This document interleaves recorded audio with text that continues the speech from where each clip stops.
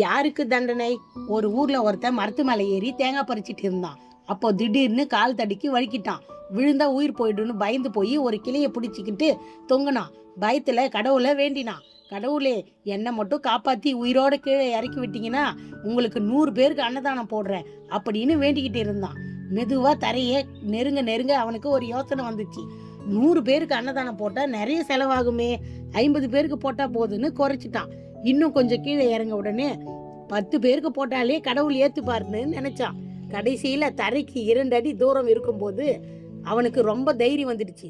கடவுளுக்கு எதுக்கு அன்னதானம், நாம தானே கஷ்டப்பட்டு கிளைய பிடிச்சிட்டு கீழே இறங்கணும் அப்படின்னு சொல்லிக்கிட்டே காலை தரையில வச்சான். அப்படியே மேல இருந்து ஒரு பெரிய தேங்காய் அவன் தலையிலேயே டொக்குன்னு விழுந்துச்சு.